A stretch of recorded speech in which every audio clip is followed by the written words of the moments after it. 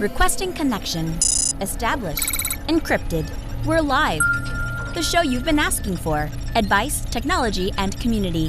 Linux first, all others second. This is Ask Noah.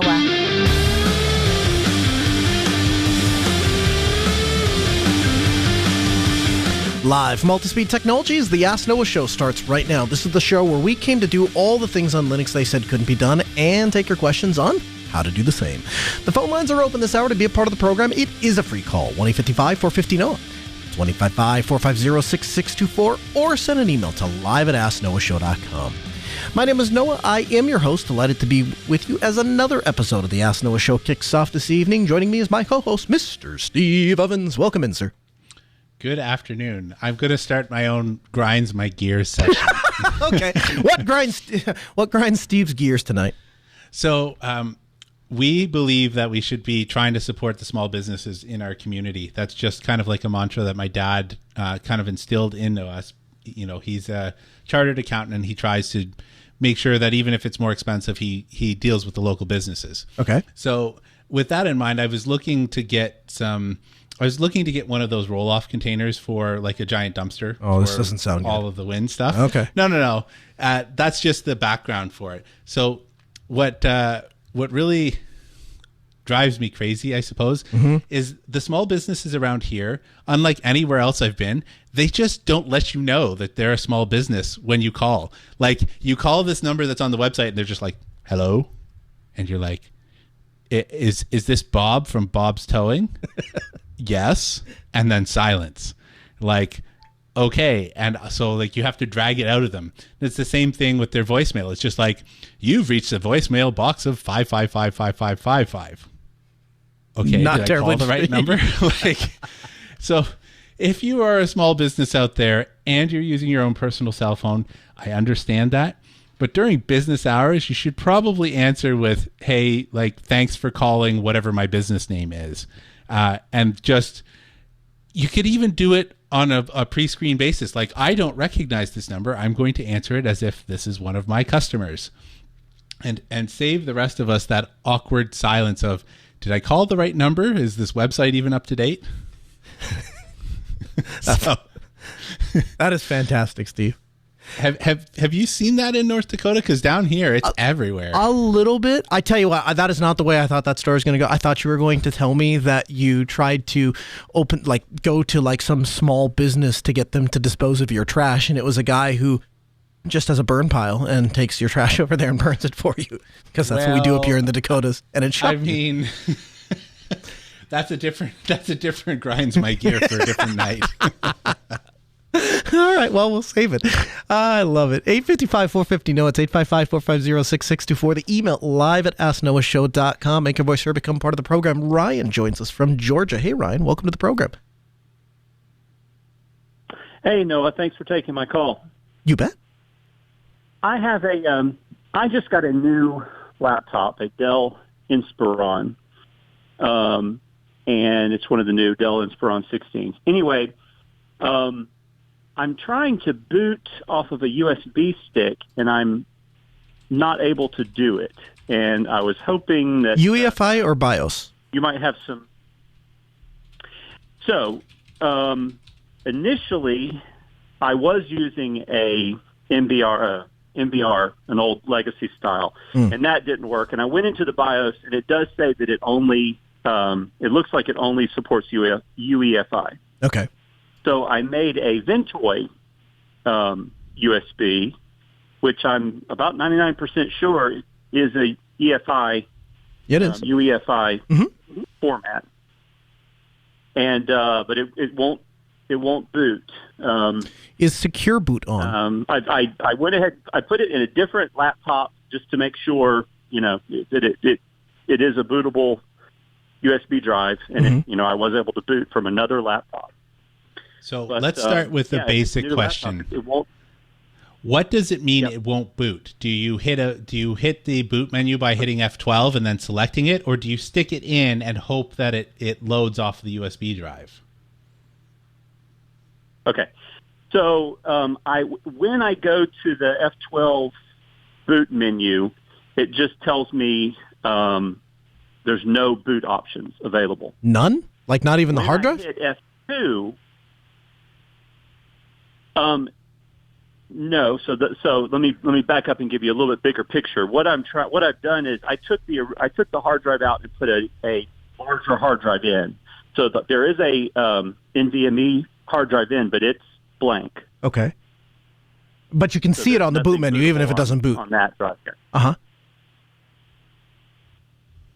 So, I'm sorry, can you say that again? When you hit F12, do you see that NVMe drive show up? Even if there's nothing on it, and even if it doesn't successfully boot, can you even see it listed there under the boot options? I do not on the F12 menu. When I hit F2 and go into more of like the BIOS setup, I do see.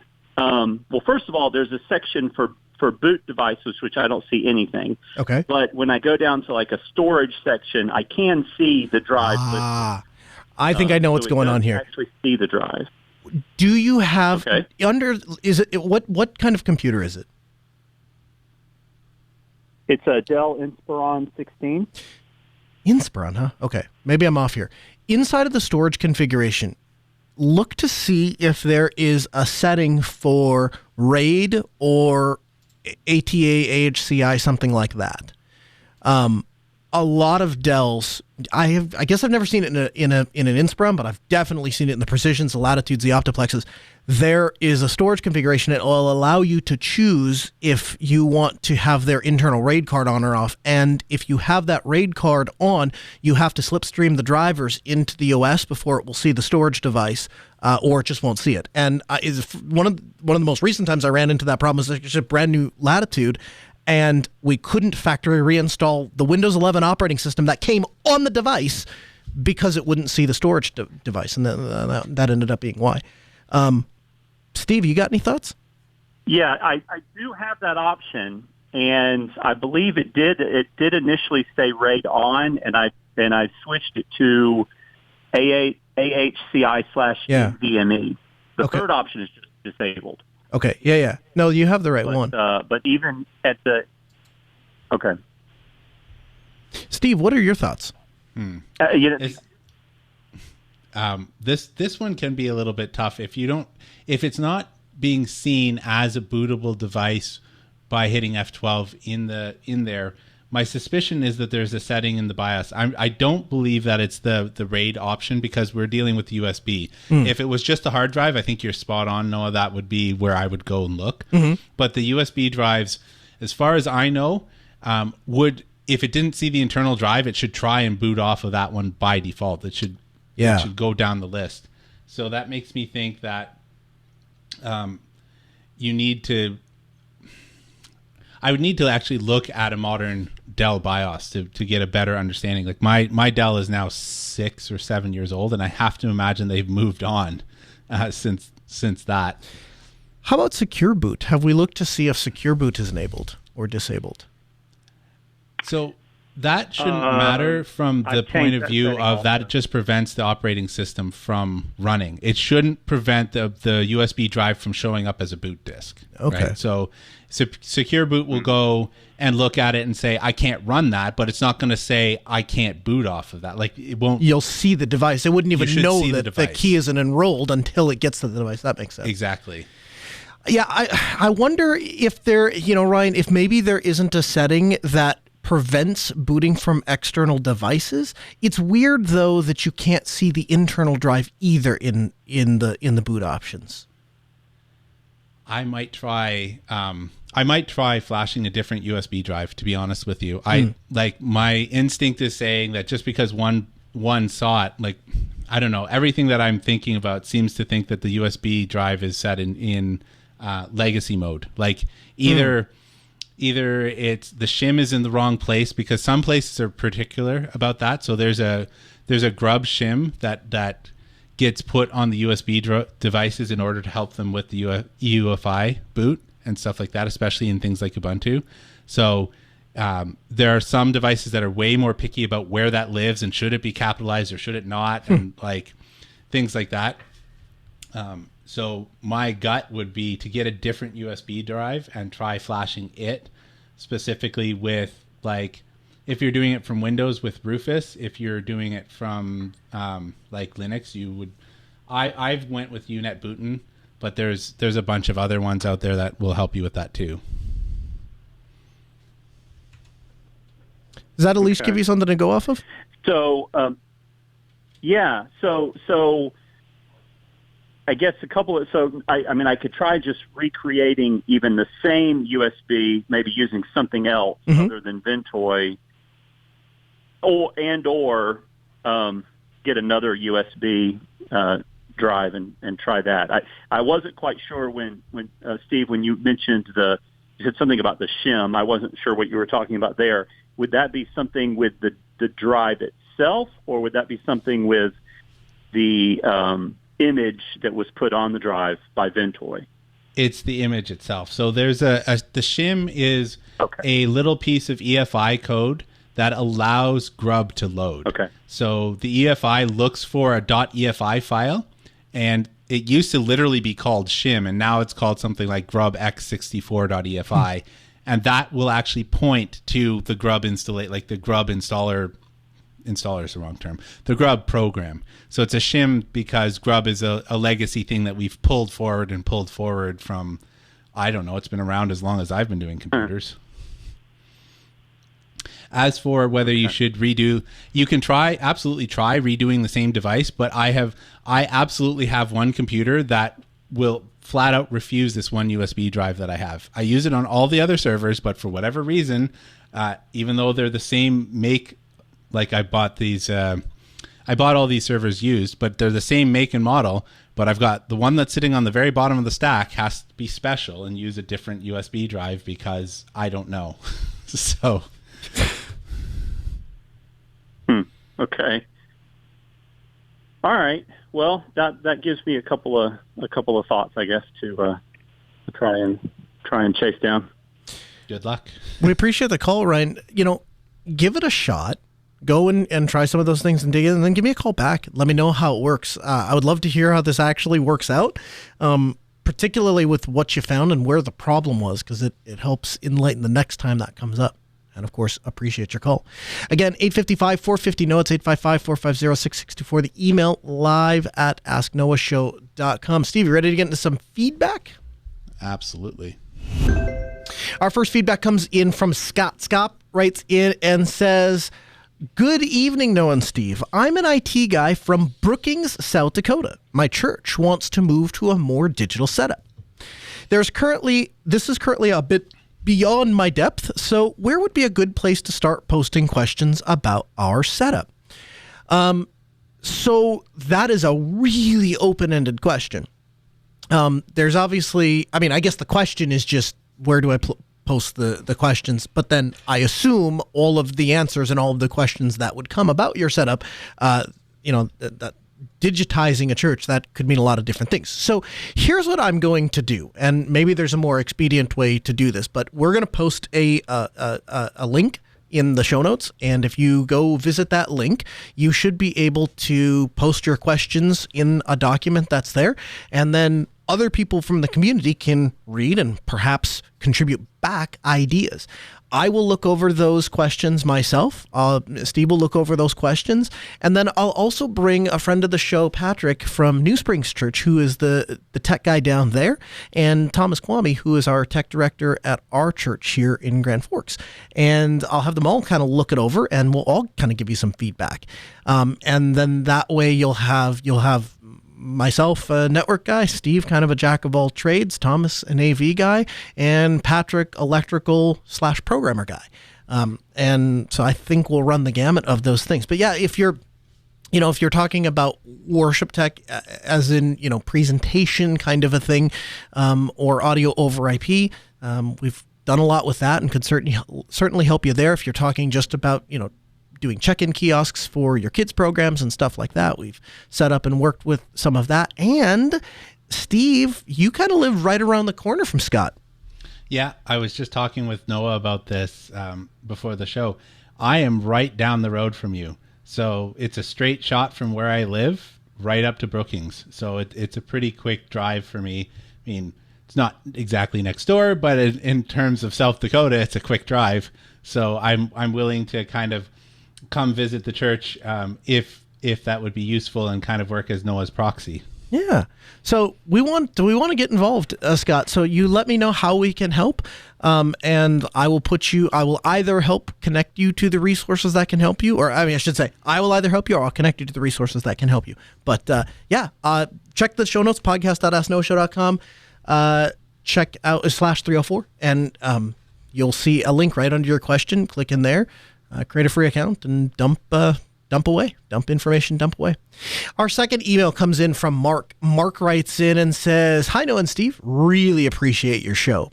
I listen weekly, albeit never live, only after the fact. So thanks for not only the show, but the podcast. Thanks for you and Steve's dedication to the topic of open source solution. And that brings me to my current problem. There's a broadband internet connection that I use regularly at a remote location. There is a team that shows up with me who has various apps to perform their designated tasks. To facilitate our work, I plug in a small Linksys wireless router into a hardwired port to establish our own wireless network in the area that we're working. The broadband hardwired port is not secure. Hence, the wireless connection through the Linksys router is not secure. Many of the apps that are used to do the work require secure socket layers to function. We've resorted to phone hotspots, but they get harder to establish the deeper you get into the building. What's the best way to establish a secure socket layer for the team? I'm open to all suggestions. Like lugging a dedicated laptop with the right setup, a Let's Encrypt certificate, buying a different router and customizing it, or setting up a Raspberry Pi. What are some ways to fix the issue? Thanks in advance, Mark from Florida. So, couple of things here. So the question that you've asked, as you've asked it, doesn't make a lot of sense because I don't understand how a connection out to a switch is not secure. Like SSL doesn't require anything from the switch per se. It's a connection, through your web browser that's established out. And so the hardwired internet connection is likely not what's causing the issue here. If you're seeing invalid certificate errors or certificate problems, I have seen problems with SSL having trouble negotiating when you have poor or insufficient Wi-Fi coverage. So is this Linksys router that you're bringing, how old is it? How far away are you working from it? Because I think that is more likely to be where your problem is than the router. The only other thing that it could be is there are some larger facilities. You don't give a lot of details into where you're working, but there are some larger facilities and government facilities that have devices that sit on the edge of their network that intentionally break SSL and try to spoof it and stuff like that. So it's not out of the question that you might be coming up against something like that. But my recommendation, and we have this model a lot with physicians, and a lot of physicians, particularly specialists, will travel and do what they call satellites. And so a satellite is leave their home hospital, so to speak, and go to surrounding hospitals that maybe don't have that particular specialist, and they'll practice there maybe 1 or 2 days a month. And so a frequent request, we get this from attorneys and we get this from doctors, is we want to roll in with a small team and we want access back to our network and our resources. And so what we do in every case is we set them up with either a Protect CLI, a Netgate 1100, or recently we've started to repurpose Sophos X125. The Sophos platform is really just an Intel board, so if you're looking for something on the cheap, you can get a really high-end Sophos box, and when you take it out of when you pull it off of eBay, it won't have a support contract with Sophos anymore, but it's just an Intel board. So you plug an HDMI monitor into the back, you plug a USB keyboard and mouse, you plug your pfSense or OpenSense install drive into it, and a few minutes later you have a perfectly great open source router.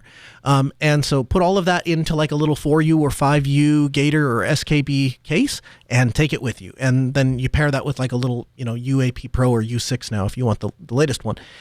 And that we have physicians that take those around and conduct little clinics inside of offices with them. We've had attorneys take kits like that out to do depositions, and in all cases, those U6s will more often than not outperform the farthest you'd ever want to get away from the thing.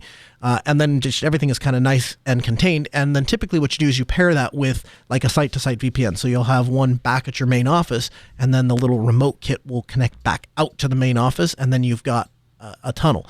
And then it doesn't really matter what the network is doing, because all of those packets are encrypted and going straight back to your site before it's ever leaving the network. Could potentially do something like that with, Tink or WireGuard or something like that with a Pi. But the most straightforward part of your, most straightforward path would be just to buy a router and set that up.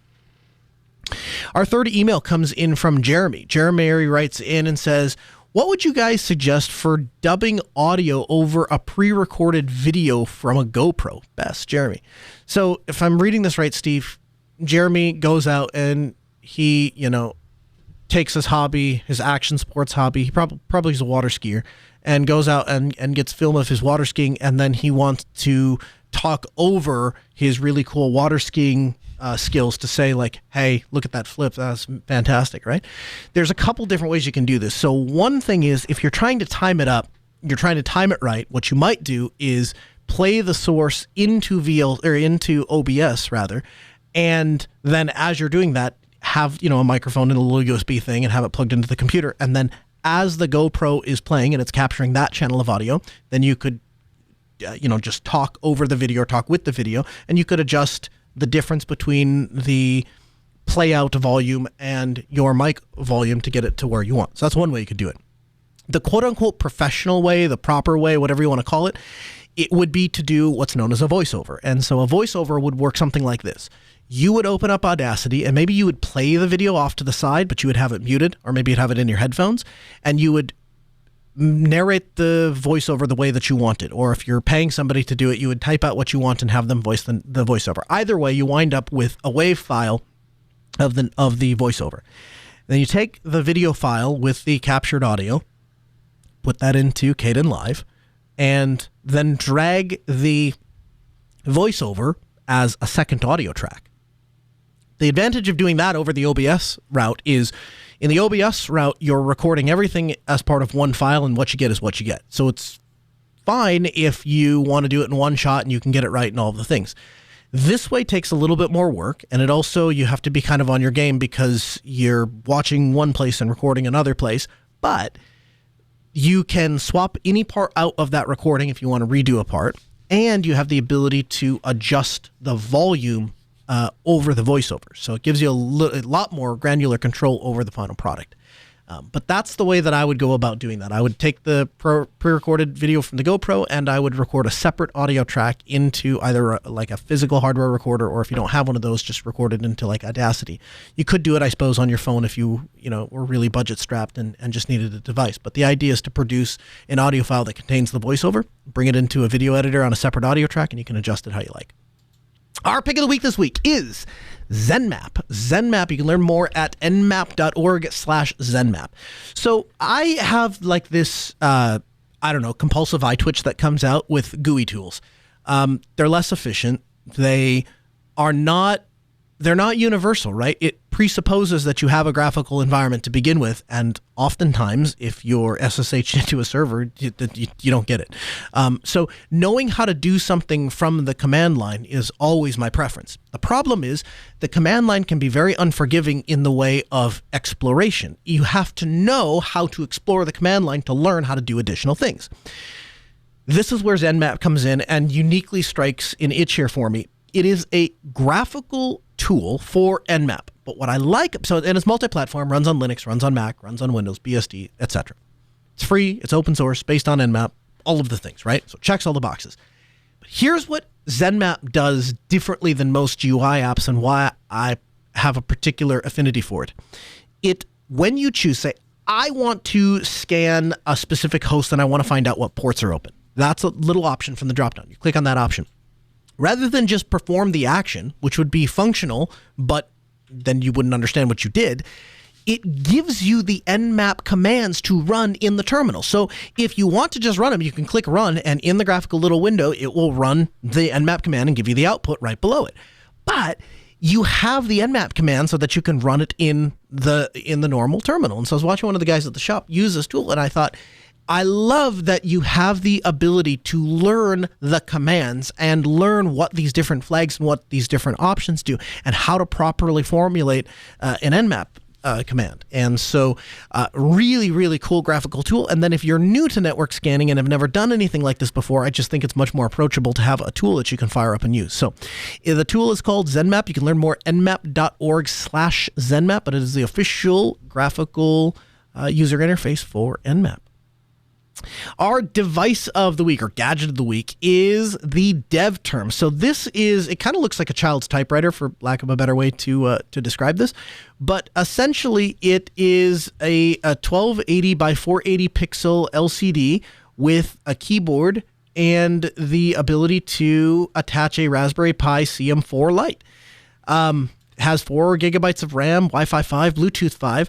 And it's just a little computer that you can use. And so there's a couple things that appeal to me about this. One is the day will come back when we can get our hands on Raspberry Pis that aren't insanely priced anymore. And when that day comes, I look forward to returning of having available to me a bunch of cheap computers everywhere.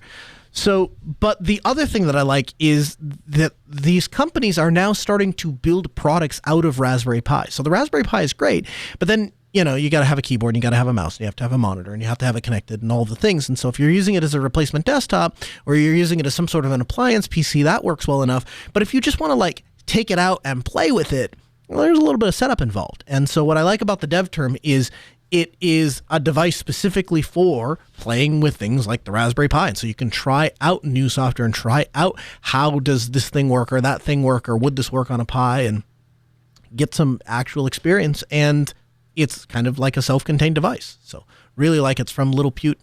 And we'll have the link for you in the show notes at podcast.asknoahshow.com. From the Linux Newswire newsroom, this is the Week in Review with JT.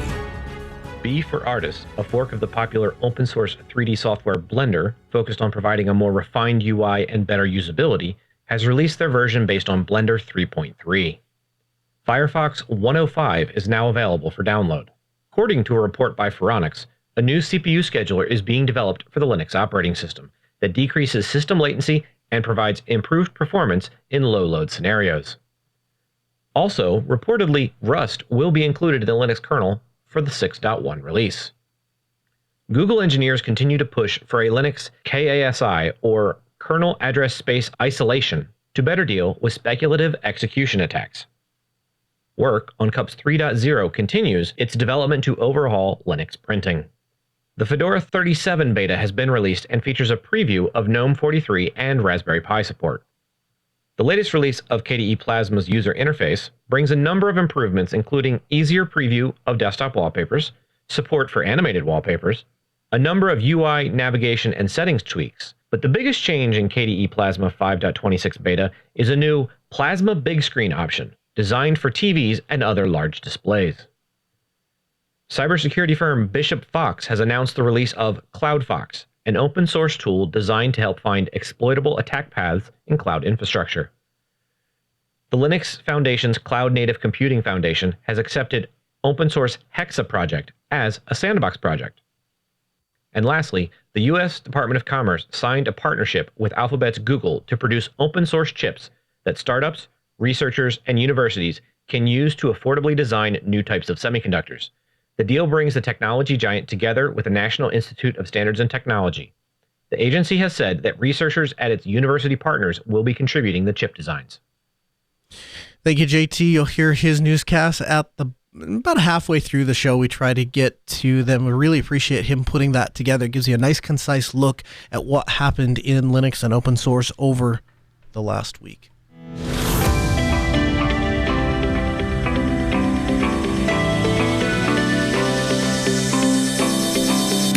So the Kden fundraiser is live. We wanted to give some light to this. So today they started the process of what is going to be ultimately a lot of fundraisers for specific projects. And so the goal here is to get funds directly into the hands of the people who make the software. And they're starting with Kdenlive. So typically the way that fundraising has worked as part of the KDE project is people donate and it goes into one large fund that then gets distributed between all of the things that make up the KDE desktop.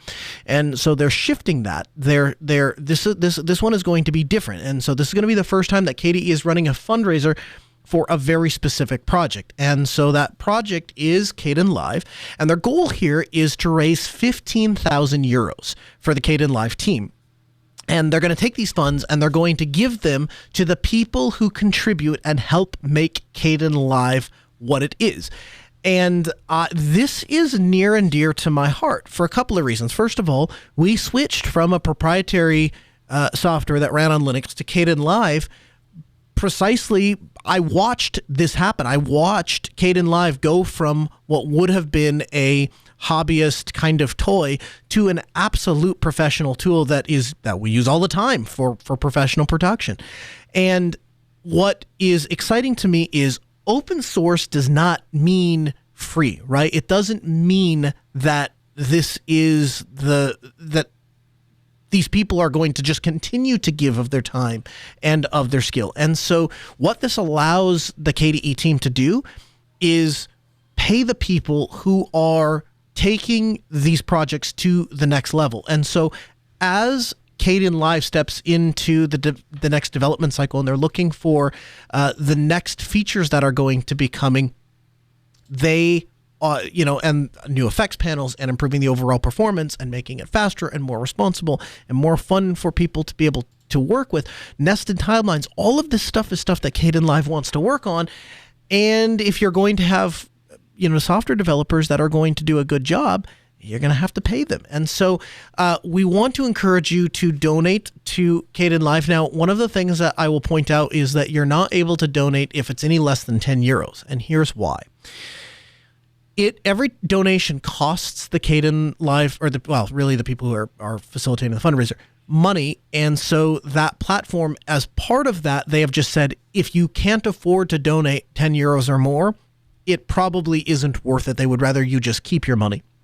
So if you're in a position where you can responsibly financially do so, I highly, highly, highly encourage you in the strongest possible way to please donate to this endeavor, because if you want professional, awesome tools on Linux, this is how we get them. And as I was going through and kind of looking through the internet at how they're doing and how this is being received, there's a lot of people out there that have opened up and said, I wouldn't be editing video on Linux right now if it wasn't for Kdenlive. And it just fundamentally allowed me to do this, or fundamentally allowed me to start my channel or do this thing. And I look at that and go, that's an example of open source serving people well. So you can learn more at kdenlive.org/en/fund. We'll also have a link for you in the show notes at podcast.asknoahshow.com. Plasma 5.26 beta. So you heard this mentioned in the newscast. So this is a new user interface designed with this idea of the 10-foot user interface, right? I'm standing 10 feet back from a display. What does that look like? How can I read and understand everything that's on the screen? And then how can I interact with it and navigate it easily, presumably using some sort of TV remote control.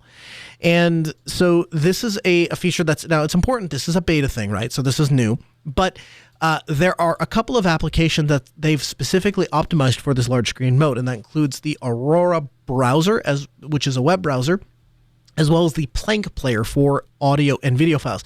Now, Steve, I have to tell you, I thought the timing of this was pretty spot on, because so far as I understand it, you are experiencing some issues with your media player. Well, yes. I'm not sure. I don't remember which media player you're specifically referring to, my comm center or my NVIDIA Kodi. Shield. Talking about your Kodi scanning thing. Oh, yeah. That has been a bit of a travesty. So my NVIDIA Shield died recently, and then I tussled with what I'm going to replace it with, and I just went with another NVIDIA Shield. But I fired up Kodi, and it turns out that after 7 years, I'd forgotten how big the library has been built over time. And I want to say it took 26-ish hours for it to grind through all of my library again, which meant that I had to leave the TV on because as soon as you turn the TV off, the Kodi suspends because it's got the CEC built right into it. And so, like, I had to just leave my TV on for like a day just so that it would continue to scan. Well, I guess that's the time where you pat yourself on the back and you're like, hey, guess who set up shared Kodi indexing between all these TVs? This guy did. And so here's where I start to think Plasma Shell. Okay, so you have I didn't think about the conference center, but that plays in here too, I guess. So you have these devices, you say, what am I going to replace them with? What if the answer wasn't replacing them with something made from NVIDIA? What if it was just you replace it with a computer and the operating system had an option for being super functional on a TV? I mean, you could even install Kodi. I mean, we actually went that route before we had an NVIDIA Shield. So I had a NUC attached to the screen. There were too many like little bumps and bruises along the way for like, I mean, we're talking about, so I had my NVIDIA Shield 6 or 7 years. So we're talking about the 3 years leading up to that. So like a decade 10 years ago. Okay. Right. But we had bumps and bruises where like maybe the Netflix thing didn't play or the browser would crash or, you know, my wife, we have Netflix. There's a couple of streaming services, Netflix and Prime and stuff like that, where 10 years ago, they were janky or, you know, they were particular at best, like user agent switching and like all the rest of that sort of stuff. So maybe that would be more reasonable now, but we moved away from that specifically because it was causing my wife frustration, which is not what you want when you want your wife to sit down in front of the TV. So it was we had a birthday in the family, and as we're all sitting around, my dad is sitting to my immediate right, and we're sitting in the backyard, and he looks up and he says, my dad's a ham radio operator, so he says, you know, son, why don't you have a tower? And I said, do you see those trees in the back? There's 40-foot pine trees. I'd have to cut those down or trim them so that I can get the tower up there. And he goes, well, just put it up by the house. And I said, that does not have the SAF. And he looks at me and he goes, what's SAF? And I said, spousal approval factor. And it was like, you know, there are some things that I can get away with, and then there are some things that I can't get away with. So I completely understand where you're coming from when you're like, hey, if there's just too many rough edges, it causes people to not want to use the thing, and then that works against my efforts to digitize my house or whatever, right? I wonder, though, if this isn't the start of a change of that, because now the people at KDE are going to be designing the desktop and an interface to be used on a TV. And so I start to think if you pair this with like a Flirk, where you can use any old TV remote, but have the ability to navigate and go back and forth and select and stuff like that. Now you hand your wife the TV remote that came with her, you know, Samsung stock TV remote or LG or whatever, but because it has the ability presumably to control a media player, you can pair it to the Flirk, and then you have the ability to do that, or you buy like a universal remote. I wonder if that, you know, if that starts to make this more approachable. Then I start thinking, you know, gaming wise, you know, you could have one box that could run Kodi, could run Steam, could just run a web browser. I like the idea of having my computer attached to a TV, I have to tell you. Yeah, we definitely have kicked that idea around, even we kicked it around before replacing the NVIDIA Shield.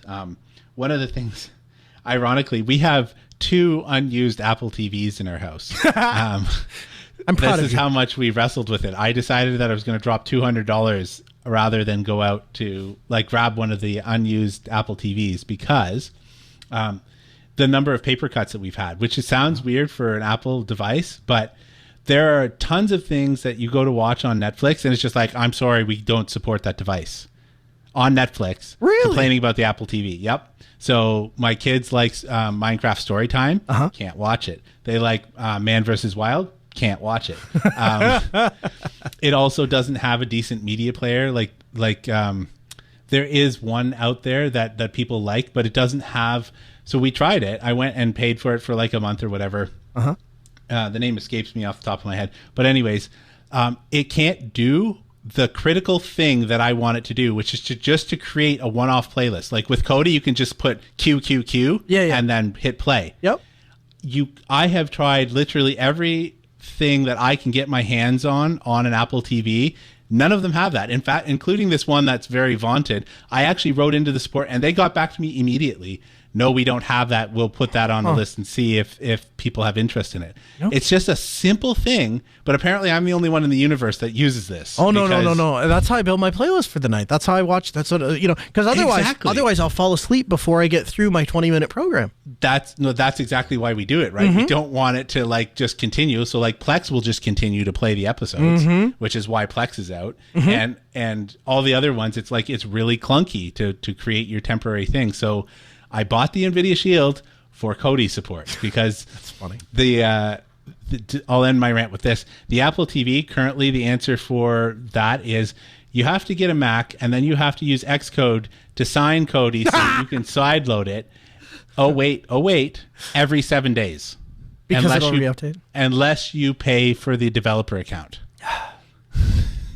It's just like, no, I am not. Or you could try and jailbreak it, but you also need a Mac for that. So having no Macs for either option. You're illustrating my point really well. So there is definitely a need in this market of the thing that drives me nuts over almost all else is that people keep buying these stupid smart TVs, right? And what they fail to understand when they purchase a smart TV, or maybe they just understand and don't care, is there are two types of things that you can purchase in the world. One is a consumable thing. It's like a saw blade or, brake pads. These are things that I know are going to get used up and then I'm going to go and buy them again. And then there are other things that in theory I should be able to buy it once and have it for the rest of my life. Things like, a good cast iron skillet. That is not a consumable. I can continue to use it over and over and over again. And we have taken TVs, which used to be a thing that I would spend a lot of money on one time and hang it up in my living room or wherever it was, and it would run for 10 years or 15 years or 20 years.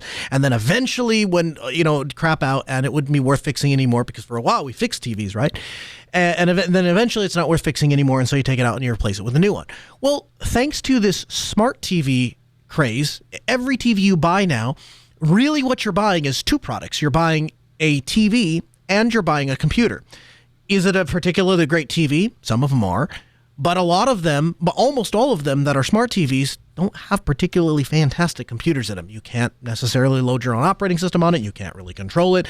You're kind of at the vendor's mercy in the way of when they want to update it. And so you've purchased this gorgeous Sony Bravio $10,000 television, and the TV would last you 10, 15 years, no problem.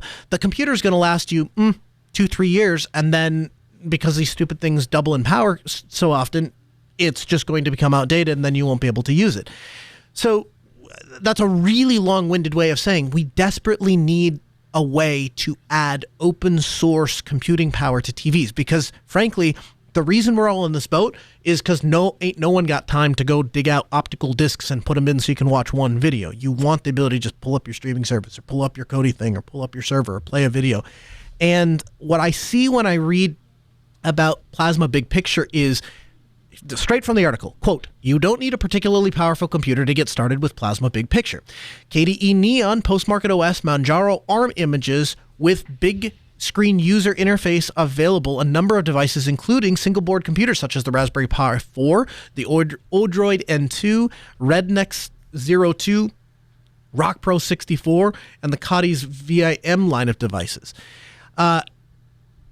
That is appealing to me, that all of these inexpensive devices are things that you can go put an operating system on and try it. And whether that's Jellyfin or Kodi or KDE with Big Picture mode, I just think this is going to offer more flexibility and potentially be more useful for people. It is a terrible idea to plug a computer into a TV and then try to use your TV as a monitor. It is an equally terrible idea for you to try to use your home theater remote to work on your desktop during the day. There's just two different interfaces made for two different things. And so to me, Big Picture mode feels like we're finally getting on the right page for putting it on the TV.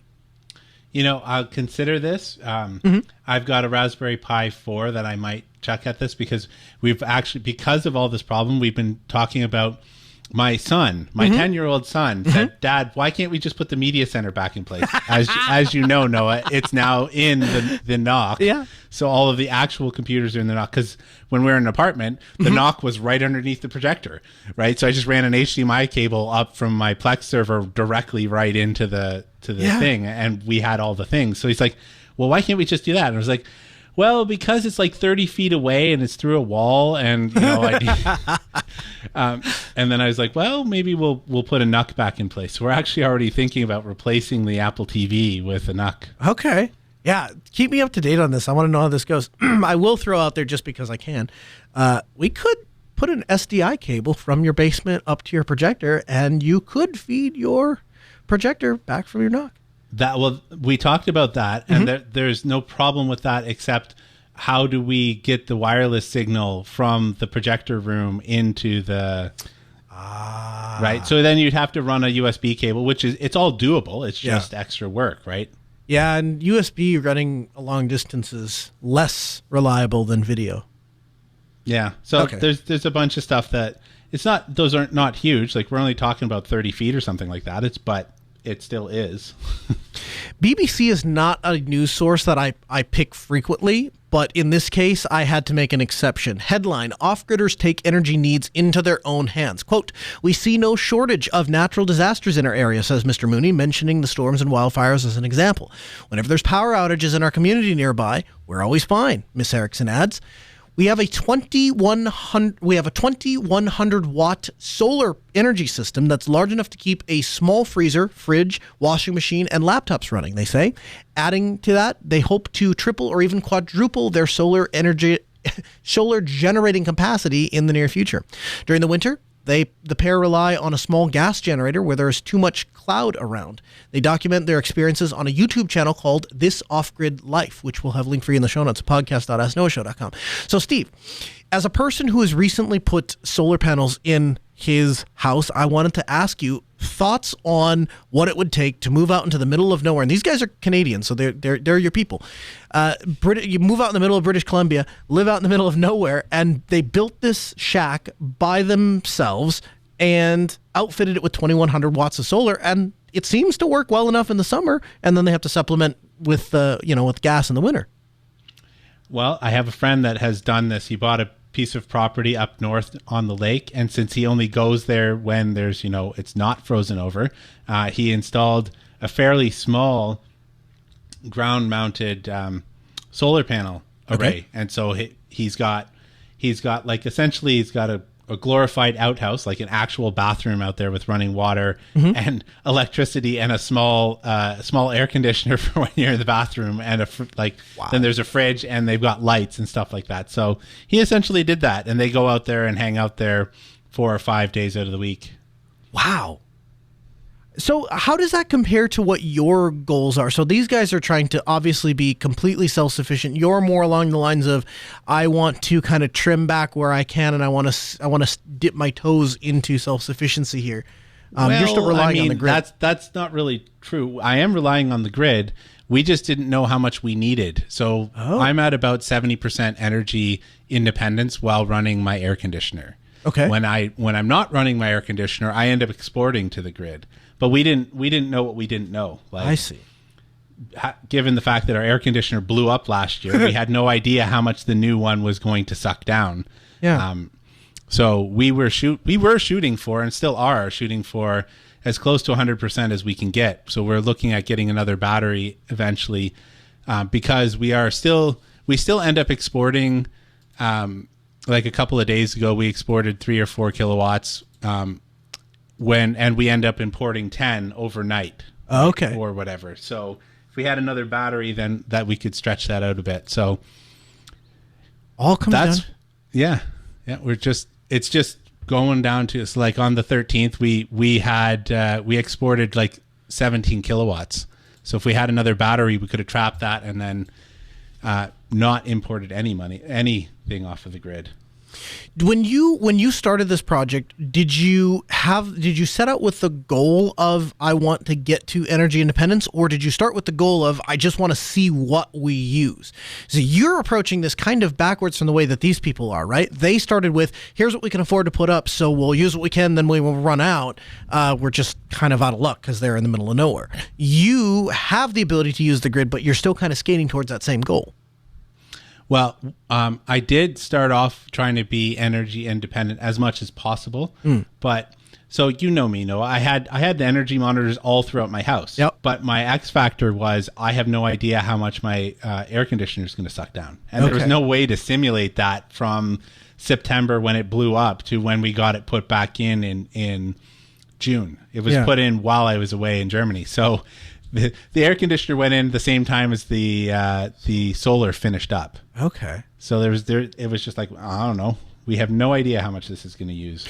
So with another battery, you think you could make it? And here's the thing, let's be honest, right? You're kind of already there then in the way of energy efficiency because people lived for hundreds of years without air conditioning. Like, it's not exactly life. I mean, it's uncomfortable. It could be uncomfortable, but like, you'll live. Oh yeah. No, we're totally there. And if I shut down all the computers and stuff like that, and we stopped using, like my wife will often do the most power inefficient thing in the world, which is turn on the stove and then use the burner at the same time. So we've got the cooktop and the stove going. And so then you just see us sucking down 10 kilowatts just at a single time. And then the microwave, maybe, because she's busy making a bunch of stuff. So the biggest offender is all burning at the same time. And so you look at the graph and there's just this giant spike anomaly that doesn't happen very often. Yeah. Yep. That's awesome. All right. Well, keep me in the loop on how that goes, Steve. I think this is fantastic. I think when you look around at what's happening in the world, you look at California passing legislation to ban the sale of gasoline engines as of 2020, whatever it is, 2025, 2027, something like that, and then at the same time having energy shortages and telling people you can't charge your electric cars. I think everybody is going to start to care about their energy efficiency a lot more than they have. I think people like you or I who, when I go out, I don't do it at my house so much, but when I go camping, I'm very conscious of the energy that I'm using because I had to bring it in batteries. And once it's gone, it's gone. And so when you start looking at power that way and start understanding where your big power draws are, you start to think about, I don't really want to convert from AC back to DC, back to AC, back to DC. There's inefficiencies in there. And you start to get that drilled in, then you start to say, hey, I can power an awful lot of electronic toys on 12 volts. Yep. One of the things it is I'm hyper conscious of is the big drawers. So I know we're running low on time here, but we've got these LED strings that were left by the previous tenants that follow the crown molding in the bedroom. Mm-hmm. And it gives a nice lighting in the room. They draw more power than my desktop is drawing with its three 32-inch monitors right now. That blew my mind. I was like, how is that possible? Like, what is sucking down the power? Yeah. Yep. Really old LED drivers must be, huh? I have no idea, but it's one of those things I want to replace them, but it's kind of expensive to replace those types of LEDs. And time consuming too, right? You have to dig through the whole bedroom. Can't have that. Yeah. So again, doesn't hit the spouse approval factor. That's exactly. Juice isn't worth the squeeze. Hey guys, the music in our ears means we're out of time. As we wrap up the program, I want to thank you for listening. You can join us. We record the show every Tuesday at 6 p.m. Central. You can find more at AskNoahShow.com. Hey, we publish the show notes. That's everything we use to create the show. Those are all available to you. Podcast.AskNoahShow.com. There you'll find not only articles and references to the show that we did, but you'll also find the entire back catalog. You can follow us on Twitter. I'm at Colonel Linux. He's at Linux Ovens. You can follow the show at Ask Noah Show, and we'll see you back next Tuesday at 6 p.m. Central. AskNoahShow.com. Have a good week.